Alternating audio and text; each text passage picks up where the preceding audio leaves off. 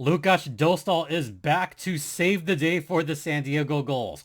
We'll talk about that and some more AHL news on today's Locked On Anaheim Ducks, part of the Locked On Podcast Network.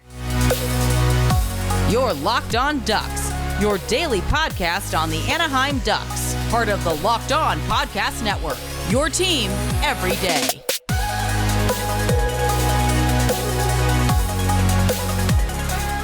Good afternoon. Welcome to Locked On Gulls, part of the Locked On Podcast Network.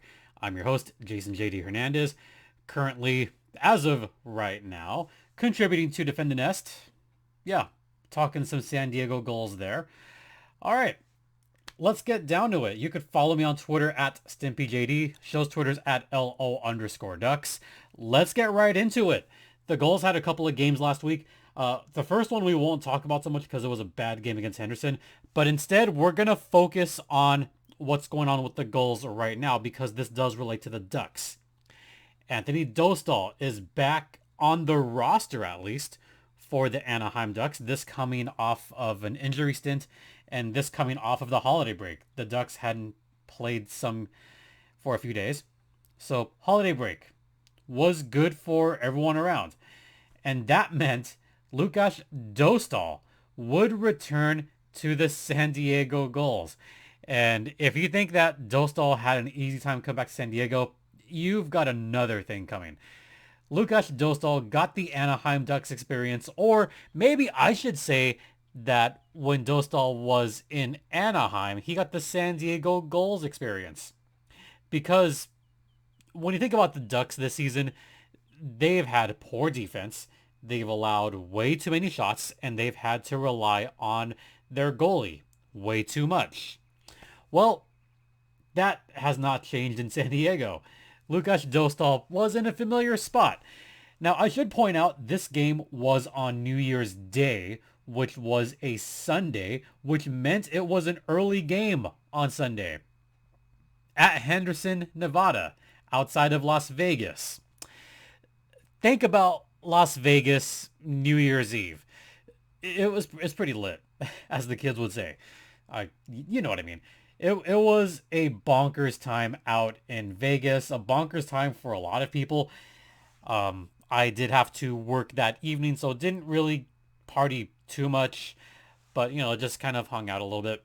So it was a nice night. Saw some fireworks, for what it's worth. And then New Year's Day came. And we saw that Dostal is back with the Gulls.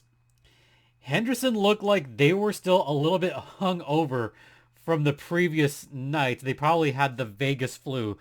I bet some of those guys were out partying the night before. Look, it's New Year's Eve. You're not going to just go to sleep at 9 o'clock. You're going to want to party a little bit, at least have a couple of drinks with the guys and celebrate the new year.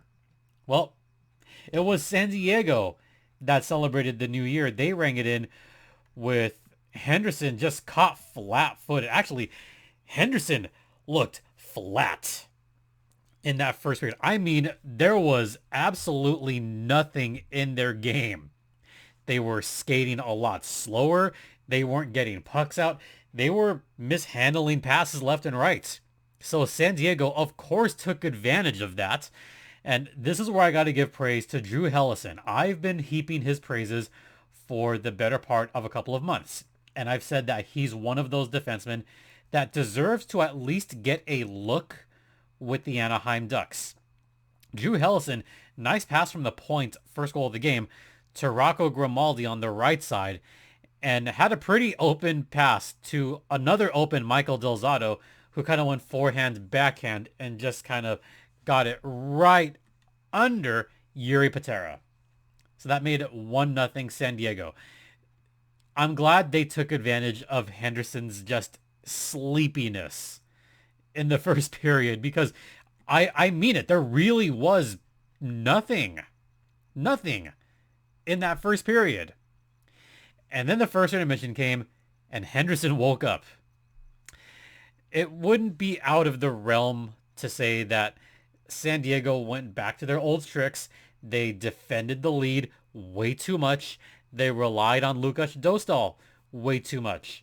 Can I just give you a stat here?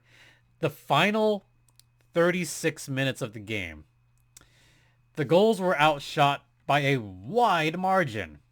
Yeah, actually, I will go last 35 minutes. Well, really 34 minutes of the game. In the final 34 minutes, the San Diego Gulls were outshot 33-13. I kid you not. 33 shots on goal in about that time. That's almost a shot a minute. 33-13. And somehow San Diego won. I will say, to Lukas Dostal's credit, he was making some pretty spectacular saves, especially towards the end of the second period when San Diego decided to get a little bit rough out there, which resulted, you ready for this, in a two-man advantage for the Henderson Silver Knights to close out the second period. And of course it would be a two-man advantage for Henderson, and it wouldn't be a two-man advantage without shot after shot after shot after shot after shot after shot after shot. Not even kidding. There really was that many shots on Lukas Dostal during the two-man advantage, and he was incredible, including a very nice stop, by the way, from a Lucas Cormier shot to end the period. And even as the buzzer was sounding, you had a shot from Cormier. I think Brisson got a shot in there. So it was still 1-0, and Dostal had this look that I've seen a couple of times before. He had this look leaving the crease as if to say, really? Really? You're going to make me do all the work again? Jeez Louise. So Dostal had the look. Luckily for him, his teammates picked him up in the third period. Nice little goal from my guy, Pavel Regenda. The Regenda agenda is back. And this one was just a snipe shot from the high slot. Perfectly placed. That made it 2-0. The Gulls would add an empty netter at the very end, despite Henderson just getting 20 shots in that third period. San Diego was outplayed. They were completely outplayed in the final 34 minutes of the game and somehow wound up with a 3-0 win. Not just a win, a shutout. A complete domination, not from the Gulls, because the Gulls did not dominate that game. It was a tale of two games. The first period, first 20 minutes, was all San Diego because Henderson was still hungover from New Year's Eve. Then they woke up and just took over everything. That's how it goes sometimes. That's truly how it goes. All right. We're going to head into the first intermission and talk a little bit more about Lukas Dostal. And some AHL news will come a little bit later. We'll get to that on the other side. But first, let's talk about BetOnline, which is the one place that has you covered and the one place that we trust. BetOnline has you covered this season with more props, odds, and lines than ever before. If you want to check out the latest NFL lines, there's also the NBA. The All-Star games coming up in the NBA. And all these point bursts. What's going on in the National Basketball Association? And of course, you have the National Hockey League. That All-Star game is coming up. You have a bunch of just weird prop bets on the hockey side. So if you want to take a look at those lines, head over to BetOnline right now using either your mobile device or your laptop. BetOnline is where the game starts, and BetOnline is the official online sportsbook of the Locked On Podcast Network. And please gamble responsibly.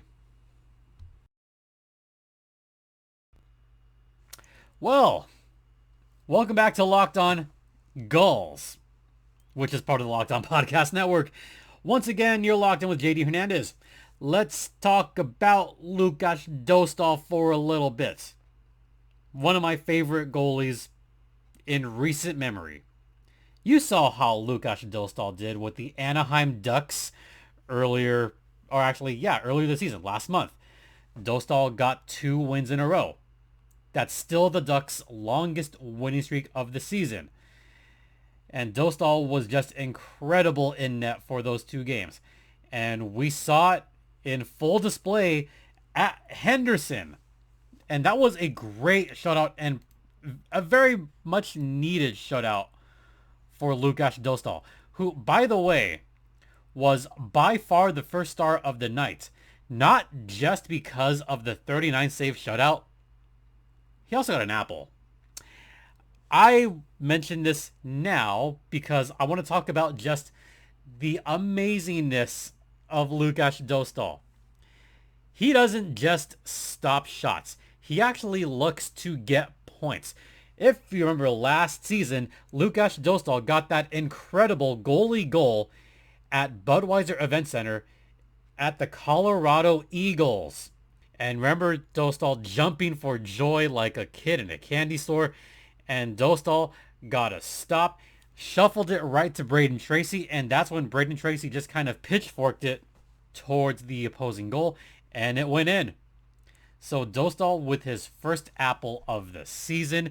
Maybe it won't be his last. Lukas Dostal somehow will just keep getting points. I mean, yeah, good for him. So in his career, he's got a goal, and now he's got an assist. That is one each in his last 2 seasons. I think he will get maybe another assist at some point this season, because he is looking to be more aware of his teammates and just try to move puck possession and try to move play away from him. He doesn't want to see all those shots. Oh, by the way, his second shutout of the season. First shutout since November 8th against, you ready for this? The Henderson Silver Knights. Yeah, that's his second shutout at Henderson this season. I don't know what it is about that building. He must like it there because already 2 shutouts there. That one was a 28 save shutout. That one was a pretty good game. This one was way more impressive. A 39 save shutout and an assist. I don't know what more I can say about Dostal, except this guy sees way too many shots. I mean, he's made what? He's a 921. I just need to make sure I'm seeing this correctly. He's got a 921 save percentage and a 7-13 record. Okay. Pardon me, but how the hell do you get a 921 save percentage and a goals against of about 2.5 and wind up with that lousy of a record, 7-13? He does not deserve that 7-13 record, not by a long shot. He is saving their asses every single game. And the Gulls cannot be bothered to put up more than 1 or 2 goals per game. We know goaltending isn't the biggest issue. The biggest issue for the San Diego Gulls this season is their lack of movement, their lack of goal scoring. Let me also tell you this. The San Diego Gulls right now are almost in the bottom as far as goal scoring. They've only scored 85. Now, I should point out, the Gulls have allowed the most goals in the league with 125. They've allowed 125 goals. Dostal has only allowed 51 of those. Remember when both Dostal and Eriksson Ek went up to the Anaheim Ducks? Remember some of those insane scores that happened when both those guys were gone? Let me remind you of some of those scores because I bet you forgot some of those, right? Let's go back to, I don't know, just for whatever reason, December 16th. They lost to the Firebirds 8-1. They lost to Tucson 9-4. They lost to Tucson again 6-2. You see where I'm going here? A lot of those goals are the result of Dostal being called up. And those aren't all on him. There was that, I mean, gosh, there was just been some bad games all around. That 7-3 shellacking from Calgary. That was Ole Eriksson Ek. That wasn't Lukas Dostal. This team relies on Dostal way too much.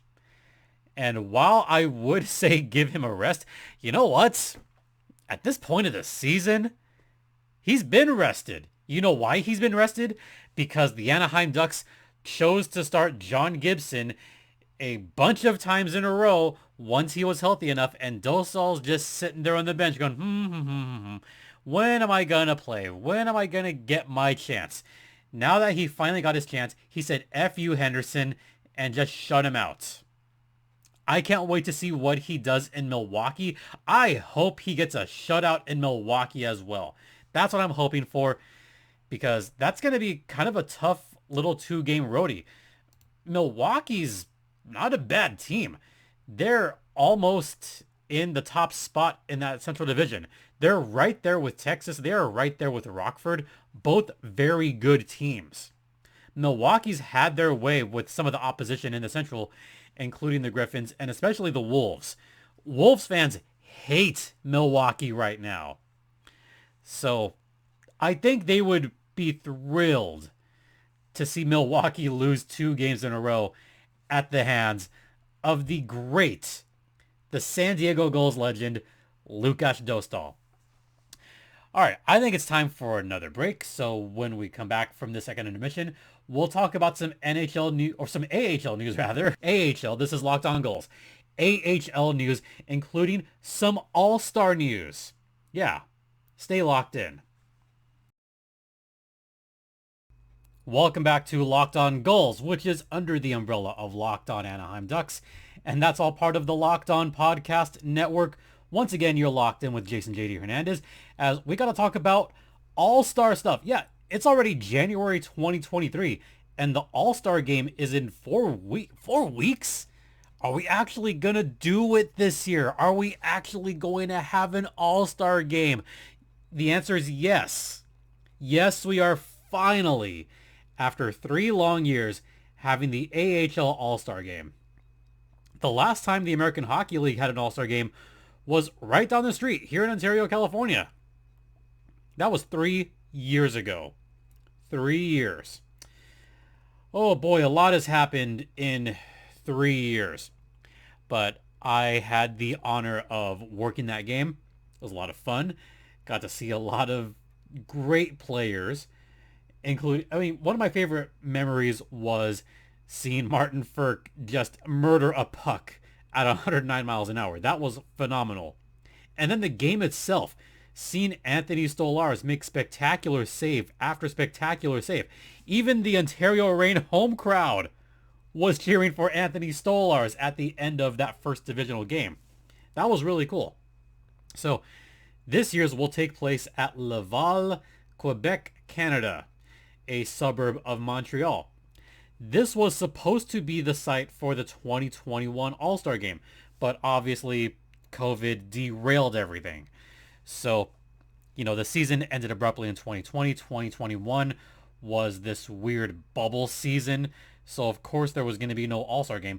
We were supposed to have it last season in Laval, but it was looking good for a little while. In fact, I had made plans to go out to Laval last year, but those plans got quickly derailed, mainly because of COVID rearing its ugly head again. November, it was looking okay. December, it was looking worse, and then games began to get postponed. Remember last season when a slew of games, both in the NHL and the AHL, all got postponed, and they had to make up those games somehow.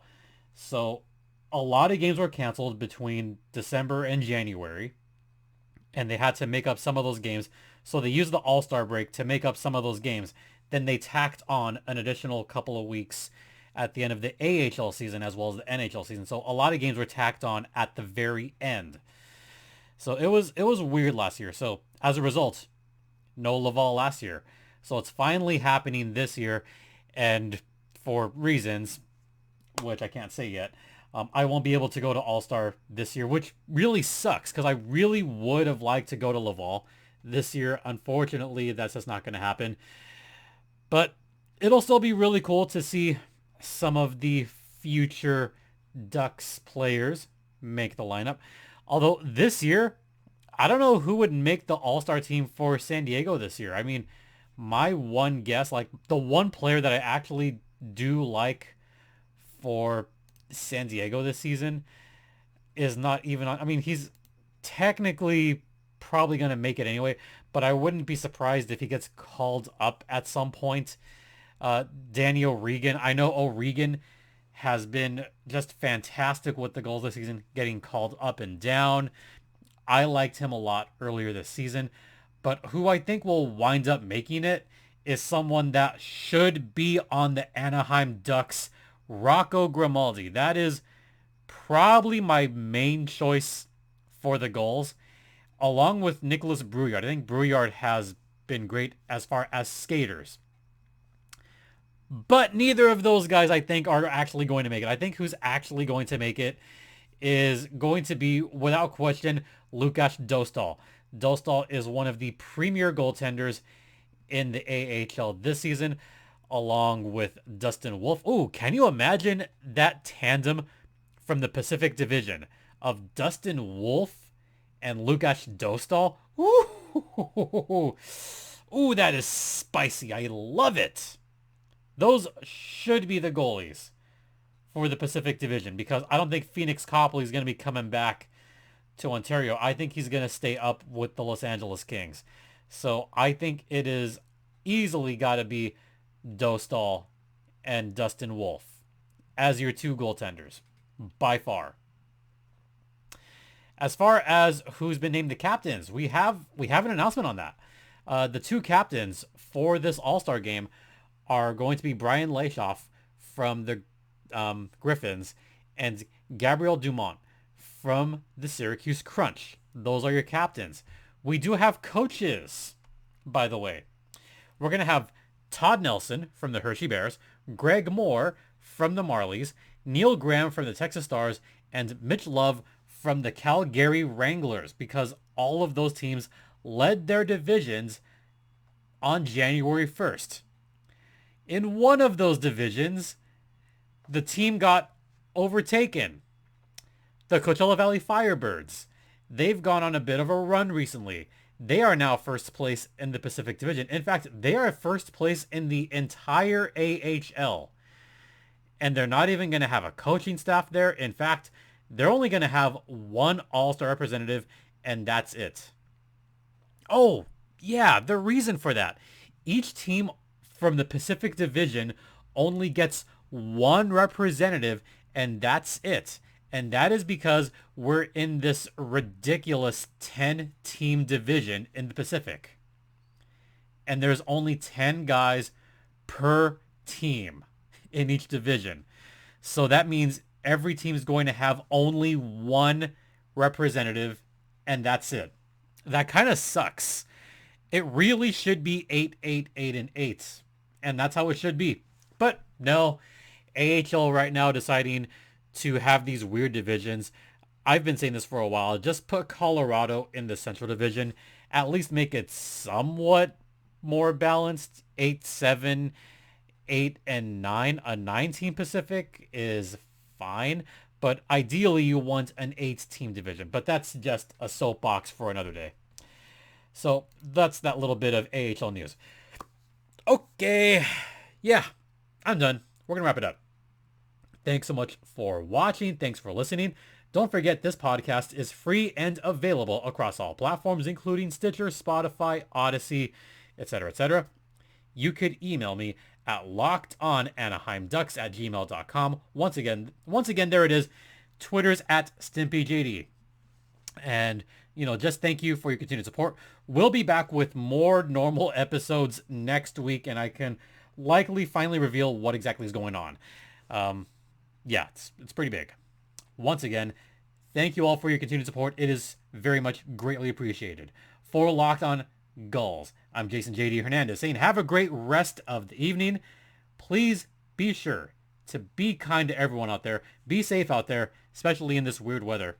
And Ducks and Gulls fly together.